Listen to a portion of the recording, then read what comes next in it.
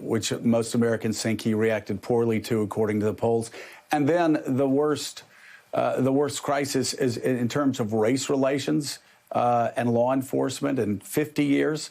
Also, he's doing very badly in most polls there. And along those lines, let's Jonathan Lemire, let's look at these numbers. There's a new CNN poll just crossing this morning. 55% of Americans support Joe Biden in the general election matchup. Only 41% support President Trump. He's down 5 percentage points. Joe Biden is up 5 percentage points. But listen to these numbers, Jonathan. Who's best leading the country through crisis? Joe Biden, 55%. Donald Trump, 41%. Who's best handling the coronavirus? Joe Biden, 55%. Donald Trump, 41%.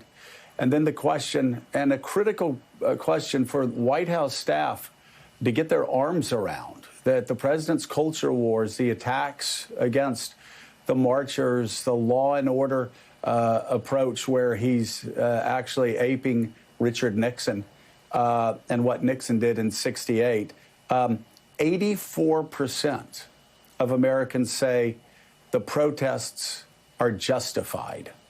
84% saying the protests are justified.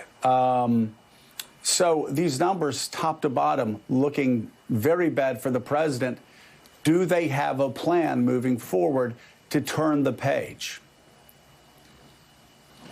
They know they're facing extraordinary electoral headwinds right now, Joe. My colleague, Zeke Miller, and I just have a news story that's out this morning looking at exactly this. The president's team knows they're losing. If the election were held today, he would be defeated. And what they're particularly concerned about is that the events of the last couple months, as you just outlined, the pandemic and then this national wave of protests against racial injustice has done something that Joe Biden himself was struggling to do: excite portions of the Democratic base, particularly young people, for Joe Biden. Now, of course, we know that young people don't always turn out to vote, but certainly if you look across the cities and anywhere from coast to coast over the last week or so, there are so many young people out there really, really pushing for this cause, believing in this cause. And if that energy, Democrats hope, can translate to November, the White House knows and the re-election team knows they're in trouble.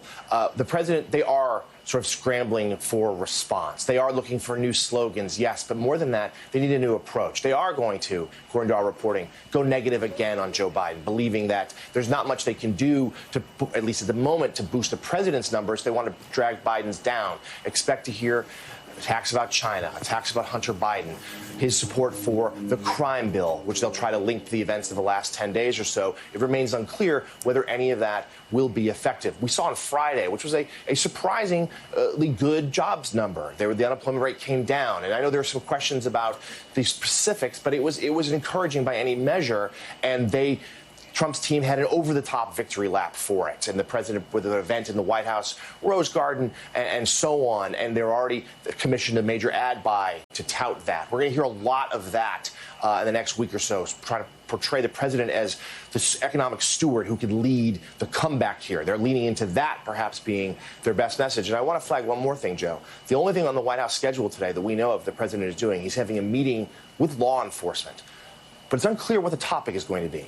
And certainly if Attorney General Barr and other top Trump officials, their weekend appearances or any sort of preview, it doesn't seem like necessarily it'll be about police reform, but rather getting a handle on these protests. So that may be a moment where the president may miss an opportunity to try to speak to those who have thronged the nation's streets over the last week. You know, will they be able to change the tenor, try to have some sort of meaningful dialogue with the protesters remains to be seen.